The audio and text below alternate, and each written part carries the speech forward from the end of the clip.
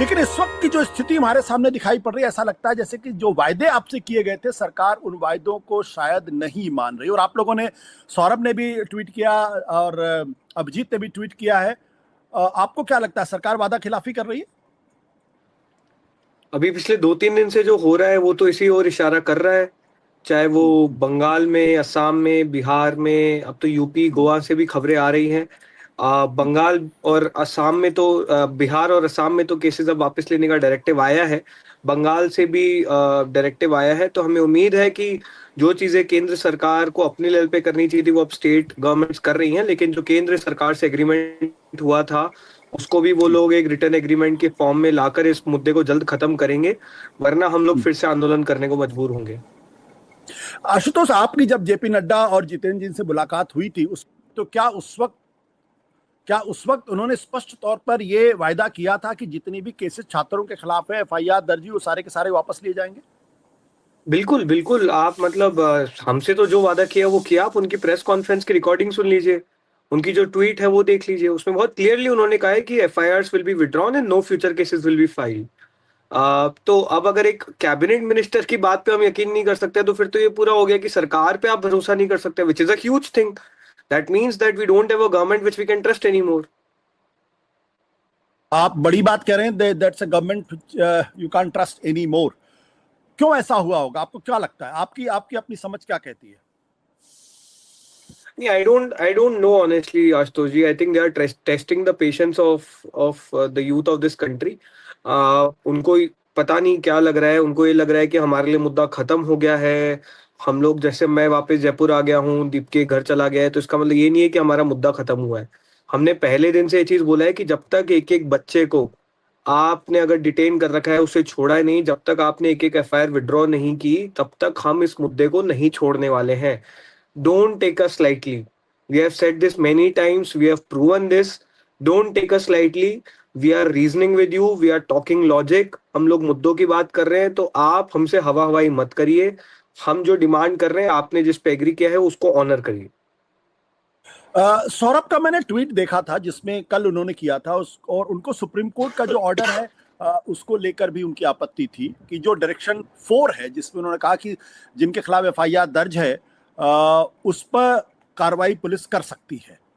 Supreme court से भी निराशा है आप लोगों को?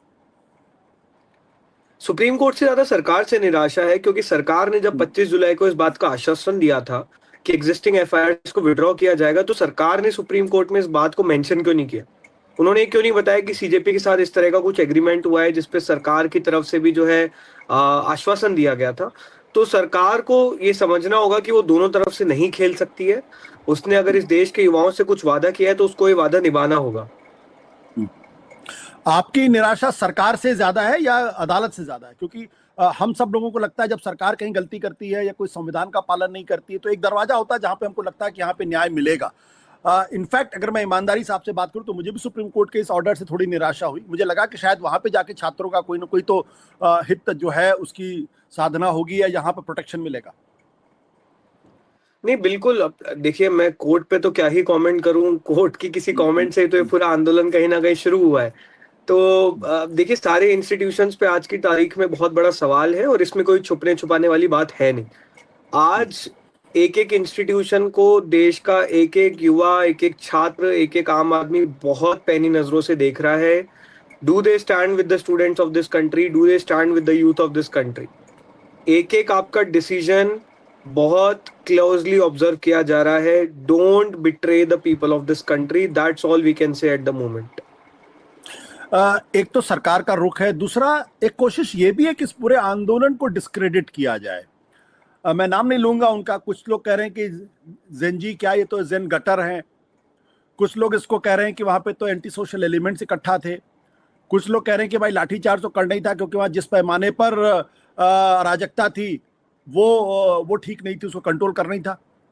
क्या आपको लगता है कि जानबूझ के आंदोलन को डिस्क्रेडिट करने की कोशिश की जा रही है? आप उस आंदोलन को क्या डिस्क्रेडिट करेंगे जिसने 12 साल में वो कर दिखाया जो आज तक कोई नहीं कर पाया? आप गटर बोल रहे हैं, इस गटर जनरेशन ने आपके एक मंत्री का इस्तीफा दिलवा दिया। आप जिस जनरेशन को गटर बोल रहे हैं, उस जनरेशन ने खड़े होकर अपने हक की लड़ाई लड़ी है। जब इस देश में सवाल पूछना लोग भूल गए थे, इतना डर इन लोगों ने फैला दिया था, सरकार से बात करने को, सरकार पे सवाल खड़ा करने को भी राष्ट्रद्रोह मान लिया गया था। उस हालात में ये जनरेशन खड़ी हुई है अपने हक के लिए, इस देश के लिए और इस देश के भविष्य के लिए। तो आप उस जनरेशन को गटर बोलते रहिए, कोई दिक्कत नहीं है। आप किसको डिस्क्रेडिट कर रहे हैं? मतलब ये तो आपको सोचना पड़ेगा, आप किसको डिस्क्रेडिट करने की कोशिश कर रहे हैं? जिन्होंने 1.5 महीने में इस देश में अकाउंटेबिलिटी वापस ला दी है, जिसने देश में फिर से लोकतंत्र को जिंदा कर दिया है, आप बोलते रहिए उनको गटर, आप डिस्क्रेडिट करते रहिए, कोई फर्क नहीं पड़ रहा है। ना पहले पड़ा था, ना पड़ रहा है, ना आगे पड़ेगा। आशुतोष, एक इंटरेस्टिंग बात और यह है कि पेलेट गन जैसे गन का इस्तेमाल किया गया, इसका मतलब ये कि सरकार की मंशा शायद शुरू से ये थी कि इस आंदोलन को क्रश किया जाए। अन्यथा कश्मीर के बाद पहली बार हिंदुस्तान में कहीं पेलेट गन का इस्तेमाल हुआ। 1-2 बच्चे हैं जिनकी आंखें भी जा सकती, जिनको दिखाई भी नहीं पड़ सकता। पहले पुलिस ने इसका मना किया कि हमने कुछ इस्तेमाल नहीं किया। अब चूंकि सबूत आ चुके हैं इसलिए मानना पड़ रहा है।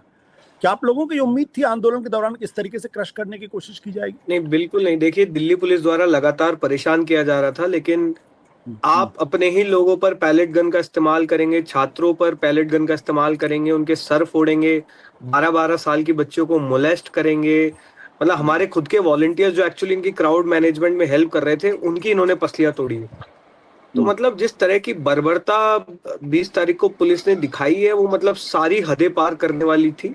जिस तरह से लाठियां बरसाई, और हमने तो मतलब ऐसे ऐसे वीडियोस देखे हैं जहां पे लोग शांति से बैठे हुए हैं, मतलब कुछ कर भी नहीं रहे हैं, सड़क पे शांति से बैठे हुए हैं। आपने उनको खड़ा कर करके मारा है। लोग मार खा खा के बेहोश हो गए, आपने उनको फिर उठा के फिर से मारा है। तो ये इस तरह की ब्रुटैलिटी का आपको कहाँ से ऑर्डर मिला? खुद से आप लोग कर रहे थे? आपके खुद के बच्चे नहीं है? आपके खुद के बच्चे पेपर लीक का शिकार नहीं हुए हैं? दिल्ली पुलिस वालों के तो खुद के पेपर लीक हुए हैं। इनके तो पुलिस वाले आके पीछे हमको बोलते थे कि भैया इस साल का दिल्ली पुलिस का भी पेपर लीक हुआ है। तो आप में इंसानियत खत्म हो गई थी, आपको ऑर्डर मिला, ये आपको बताना पड़ेगा, क्योंकि देश की जनता का इस देश की पुलिस पर से भरोसा उड़ गया है। और ये अगेन, ये बहुत बहुत बड़ी प्रॉब्लम है ये। अगर देश के सभी संस्थानों से इस तरह से देश के लोगों का भरोसा उठ जाएगा तो ये देश चलेगा कैसे? And what is police doing to establish that trust? Police तो और उल्टा सीधा हमें लोगों को परेशान कर रही है, एफआईआर करके लोगों को अंदर कर रही है, अरेस्ट कर रही है। जो लोग प्रोटेस्ट करके शांति से घर चले गए, उनको आप जा जाके उठा रहे हो, उनको गायब कर रहे हो, उनके घर पे धमकियों वाले कॉल्स कर रहे हो। तो आप रीस्टैब्लिश करने की भी कोशिश नहीं कर रहे।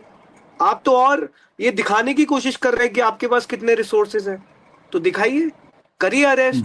आप एक को अरेस्ट करेंगे, हम पूरे देश के जेल भर देंगे। हम ऐसे थोड़ी डरते हैं। ये तो हम पहले दिन से सर पे कफन बांध के आए थे कि हम इन सब चीजों से अब डरने वाले नहीं है। आपने बहुत डर फैला दिया है, आपने बहुत अपने पावर्स का इस्तेमाल कर दिया, but that time is now over.